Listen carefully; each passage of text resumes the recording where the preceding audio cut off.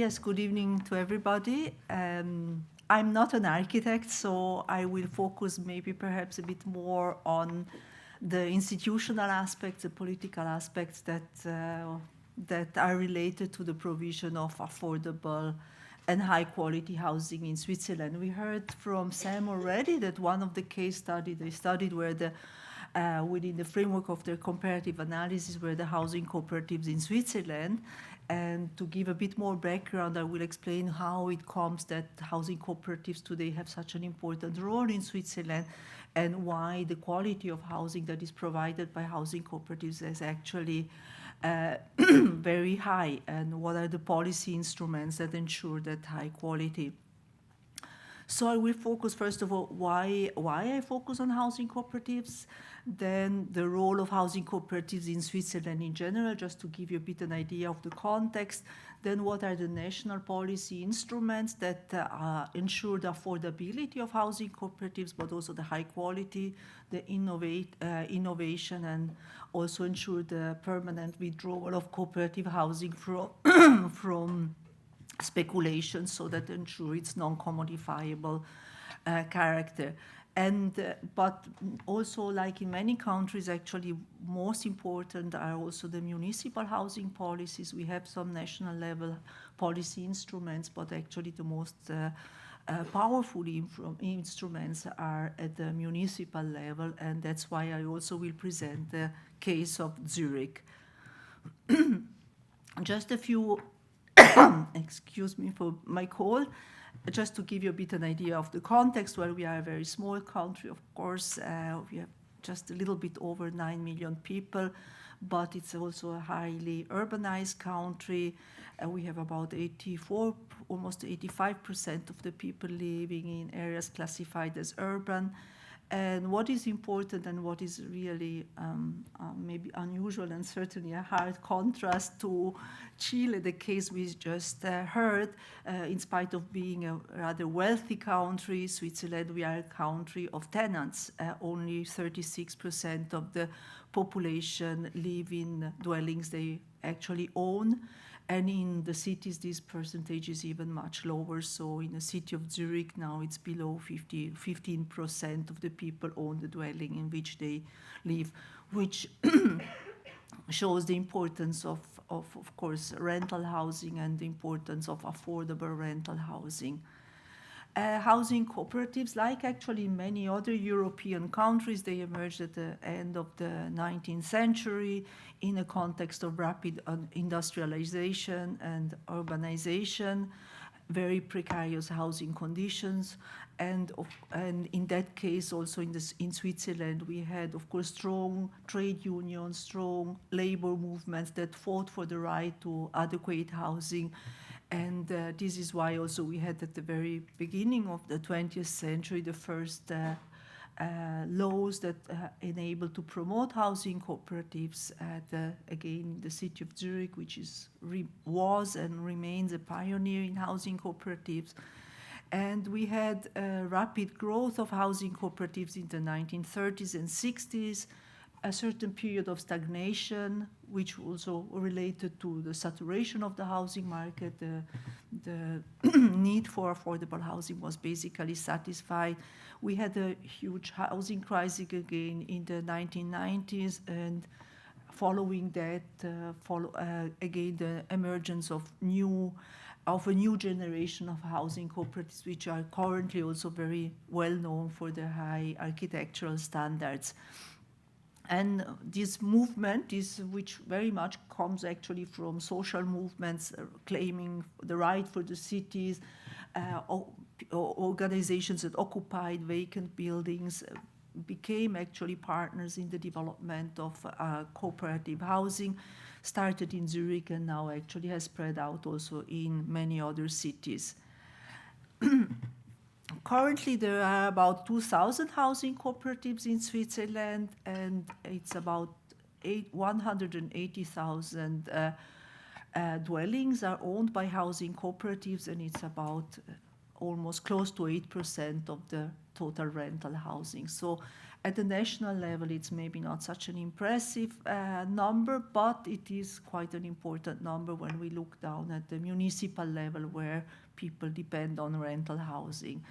So we see that the average size of a housing cooperative is about 90 dwellings, but there is actually a wide range. I mean, it ranges from just 2 dwellings to more than 5,000 dwellings. And we see a high concentration, as I mentioned, historically already in the city of Zurich. 38% of the housing cooperatives are in the canton of Zurich, and 26% of the housing stock in the city of Zurich is owned by the non-profit sector, and about almost close to 20% to cooperatives. And in the city of Zurich, there is a commitment, actually following a votation at the city level, that by 2050, 1/3 of the housing stock should be non-profit. And so currently, actually, the municipality is working hard on meeting this commitment of having 1/3 of the housing stock non-profit. So what is actually special about housing cooperatives in Switzerland?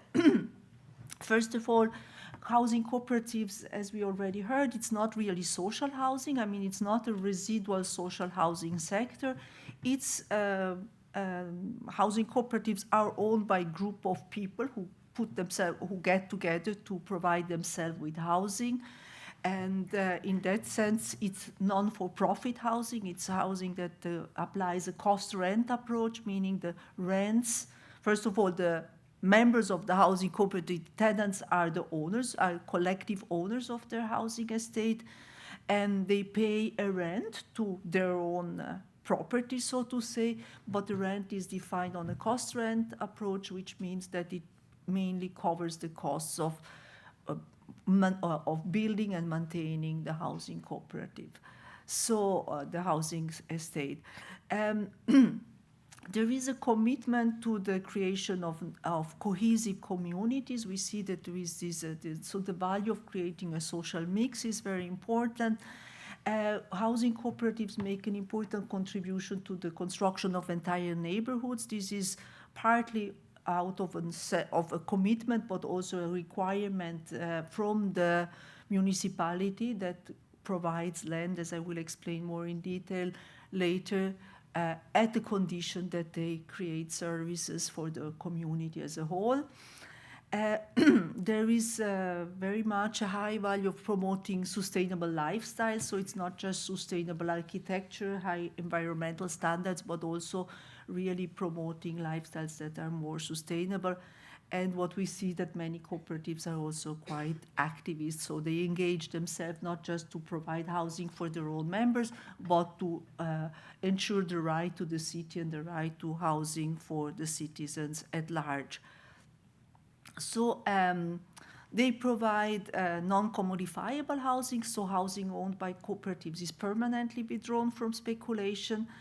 They obtain land in lease from the municipality, but at the condition that they respect, that they subscribe this charter for non-profit housing, which means that they are actually committed to maintain the housing out of the speculative market on a permanent basis. They promote actively participation. So, of course, in a cooperative, it's a one member, one vote system. So each member, each person has the right to vote. So that is just a basic instrument to ensure democratic management, but there are also many other opportunities to participate in the communal life through communal gardening or to communal spaces that are maintained by working groups within the cooperative. So there are many opportunities that, first of all, enhance a sort of a cohesive community, but also ensure that the cooperatives are self-managed, and in a way they can also reduce, of course, their costs.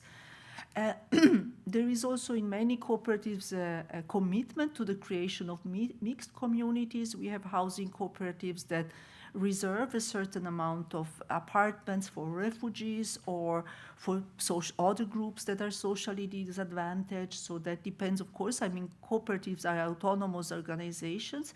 In some cases, they have to provide housing in order to obtain public support, but in many cases, it's also out of an individual commitment. We see also many housing cooperatives have a solidarity fund that is there to ensure members that are in difficulty to overcome this crisis. But through solidarity funds, actually, they also finance international cooperation projects. For instance, we had a project in Colombia where we supported the peace building process by helping a community of ex-FARC combatants to create a housing cooperative, and the project was funded by the Solidarity Fund of a Swiss housing cooperative.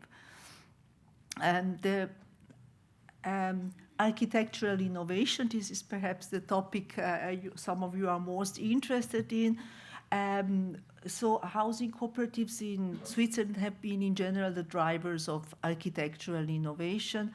Partly this is out of the very fact that they build for themselves. So obviously they are interested in high quality architecture, in innovation, in creating responses for different groups of people, but it is also very much a requirement to access financial and support from the municipality or access to land. In fact, as was already mentioned by Sam, in order to obtain land and financial support from the municipality, they do have to make an they have to undergo a design competition, and they are also supported by the municipality to manage this competition, because that can be quite a complex process.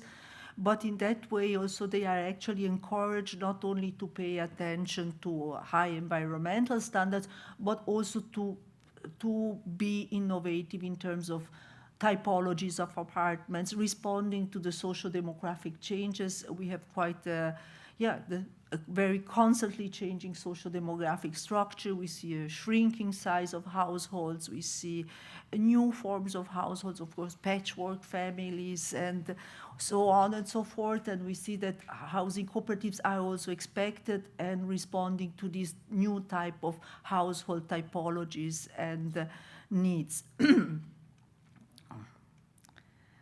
They have to contribute, as I mentioned, housing cooperatives contribute to high quality neighborhoods.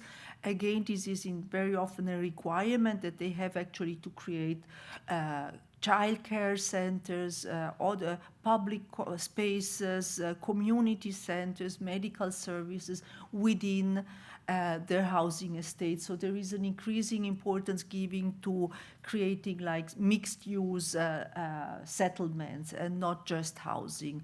And that contributes not just to the quality of housing of the inhabitants, but of course to the urban quality at large.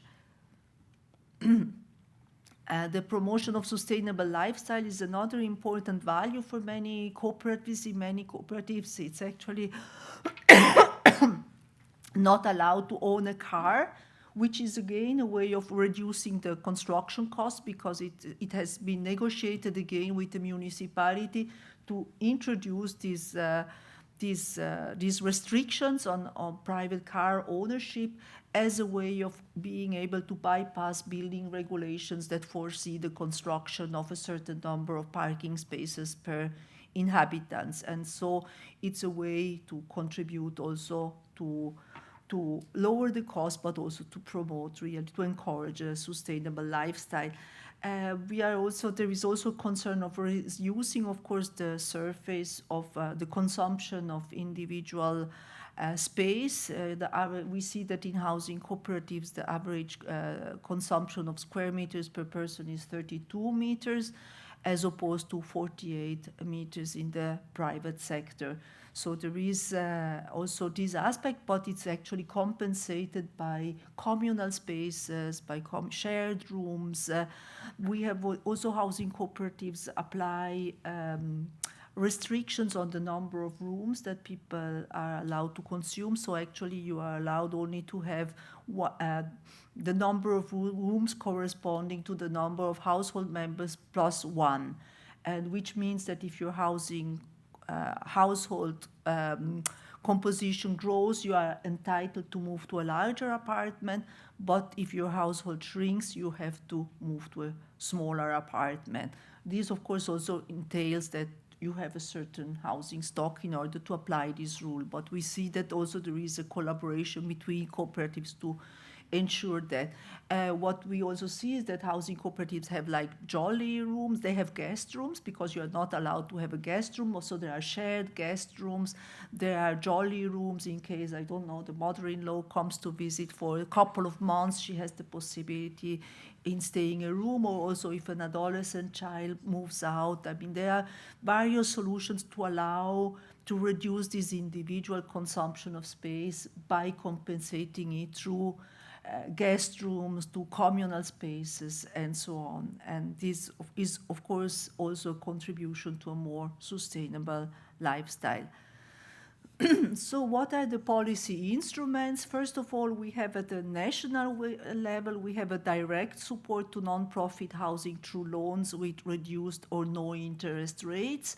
We have an indirect support to nonprofit housing organizations through a revolving fund, so it's a so-called fond de roulement for the operating capital, and then there are also bonds issued by an umbrella organization of all nonprofit housing organizations. So these are sort of at the national level, the instruments, but actually, as I will explain later, the municipal level are more important. There are the policy instruments to prevent the commodification of housing. As I mentioned, in order to gain public support, housing cooperatives have to subscribe to the Charter of Nonprofit Housing, which means that they have to share the goal to withdraw housing from the rent-seeking and speculative housing market. They have to adhere to the principle of collective ownership, democratic management, and non-profitability.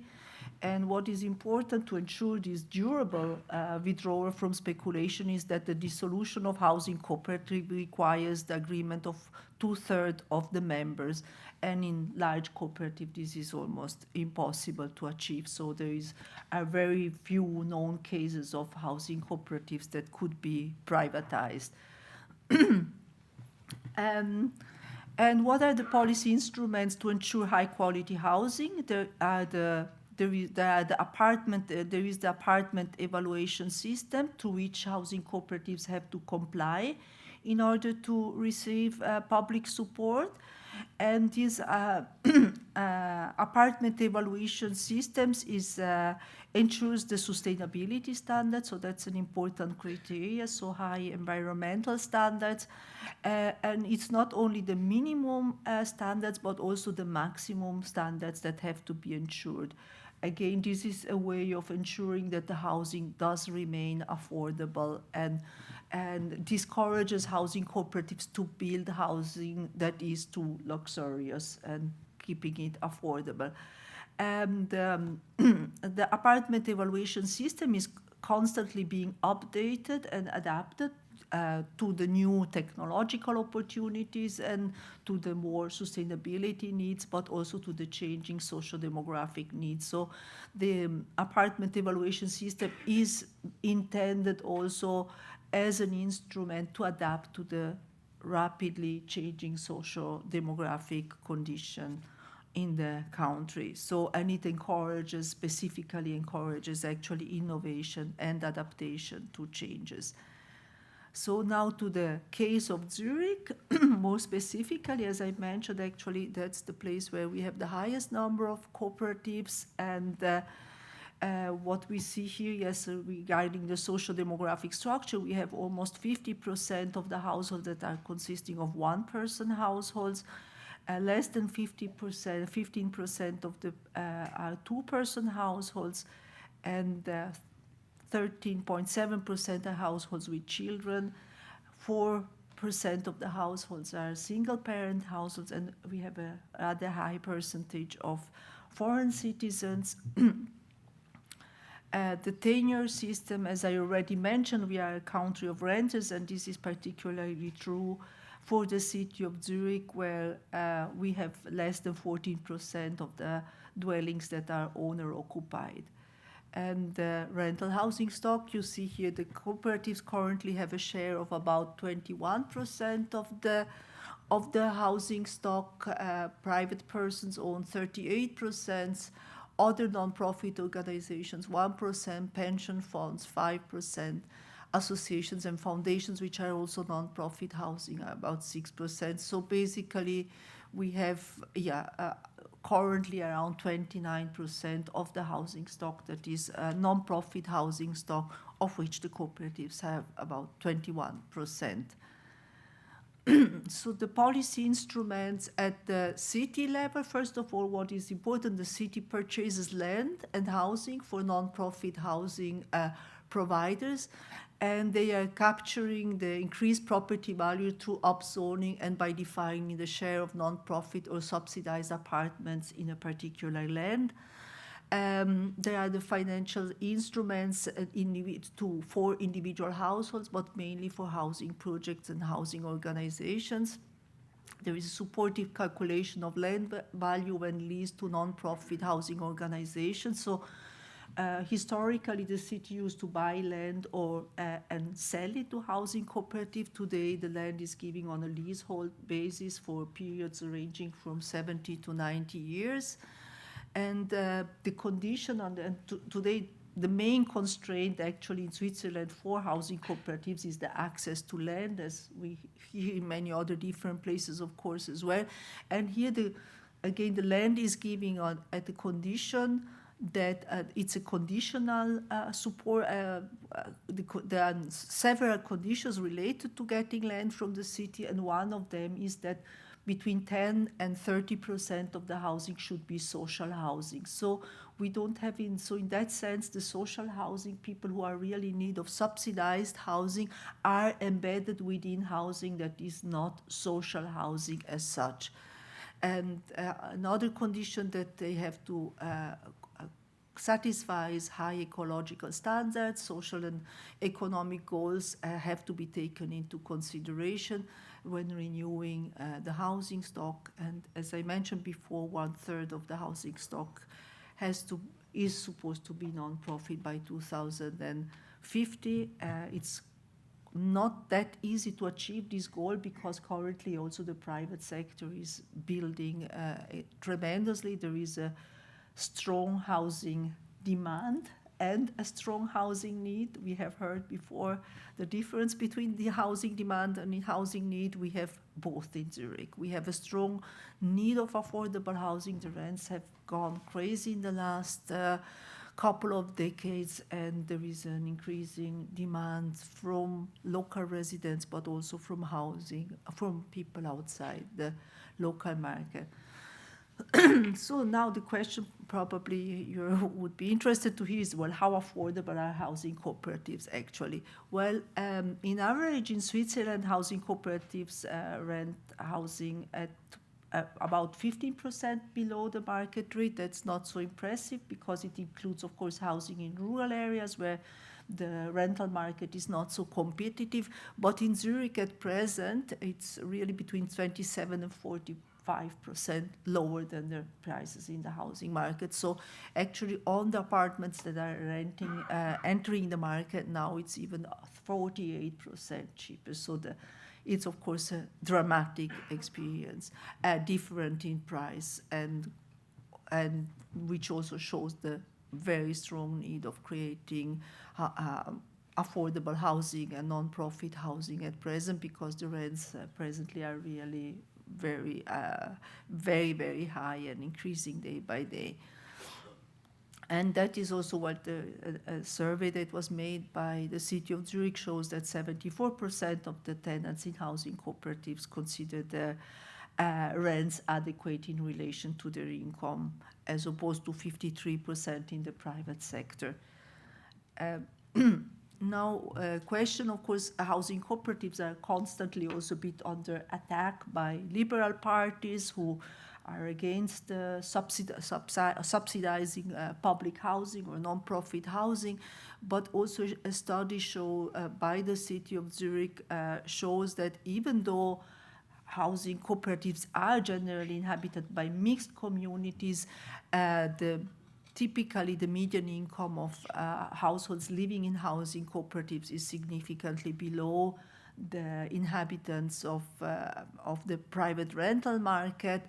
There is a high proportion of households with children and single-parent households, and so by and large we can say that housing cooperatives are inhabited by middle and lower middle income households, with of course exceptions, because if you're a member of a housing cooperative, maybe you enter at the beginning of your professional career, and if you're satisfied with your community, with your environment, you probably stay there the whole life, even if you maybe make a good professional career and become and could afford maybe a housing outside. So there have been criticisms that millionaires are living in housing cooperatives. Yes, there are also millionaires. There are people who belong to the higher income. But as I mentioned before, there are some disincentives for higher income people to live in housing cooperatives. For instance, the size of the apartments and the restrictions in number of rooms allowed to a single household. So the fact that you cannot own more rooms than actually the ones need of your household members plus one.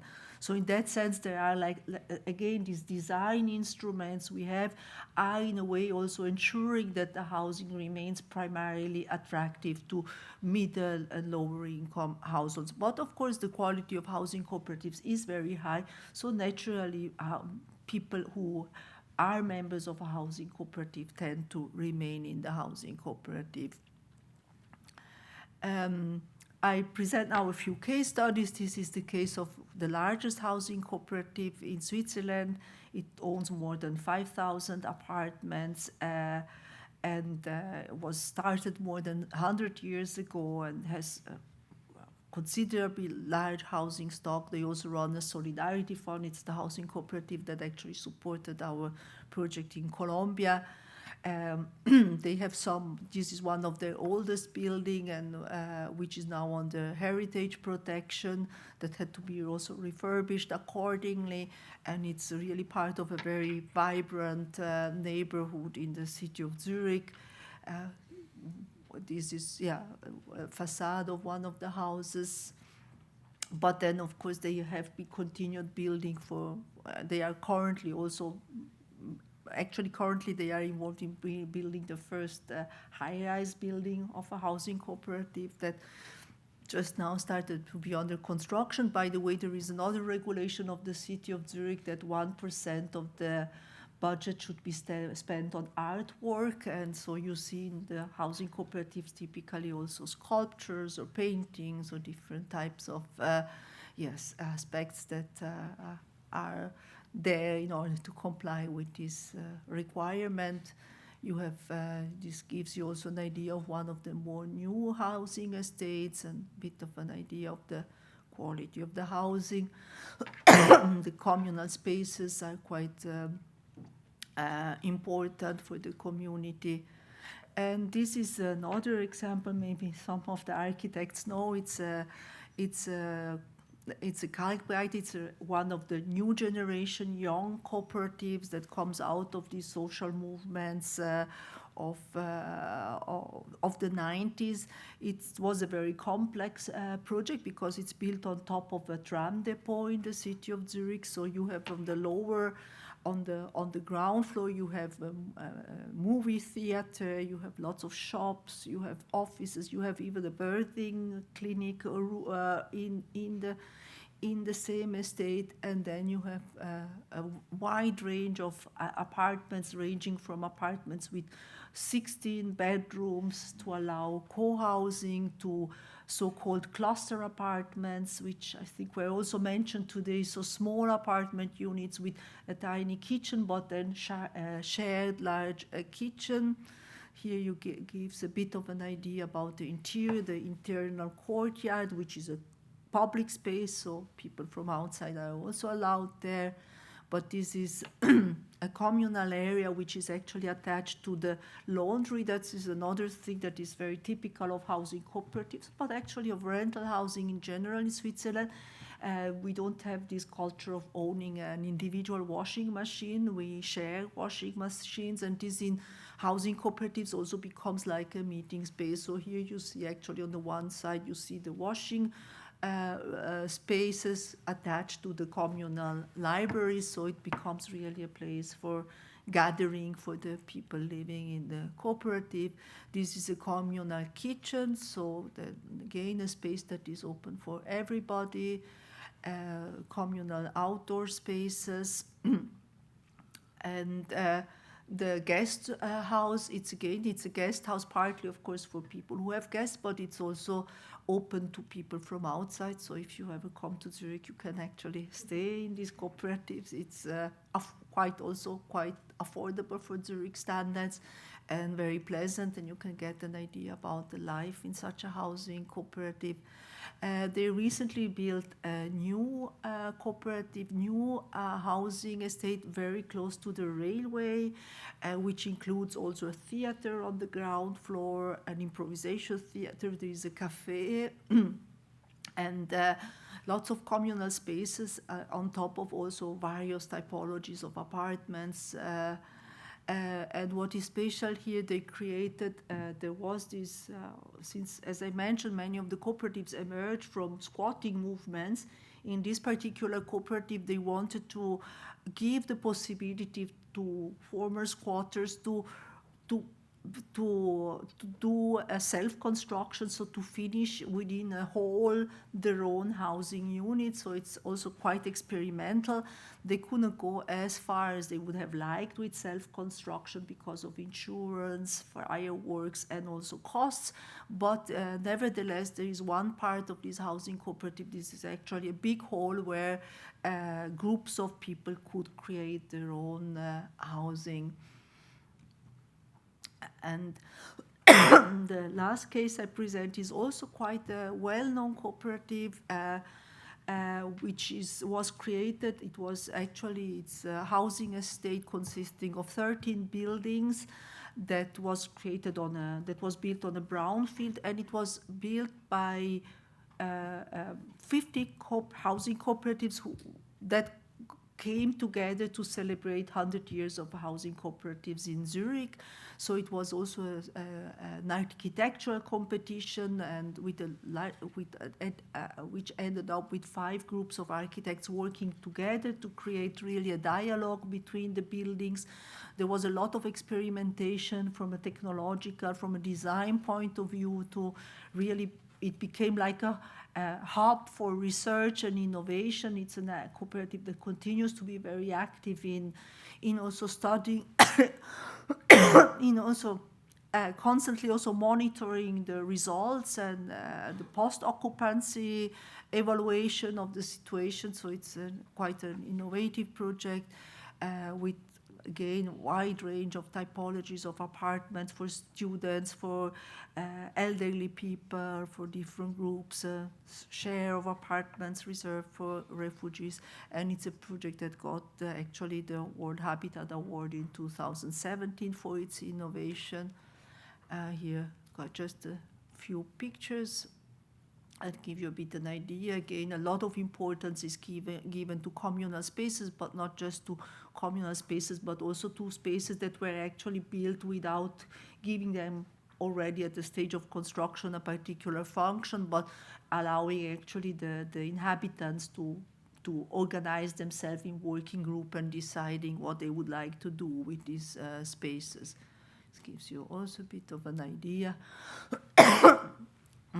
Of the communal spaces. Again, laundry room is a big issue in Switzerland.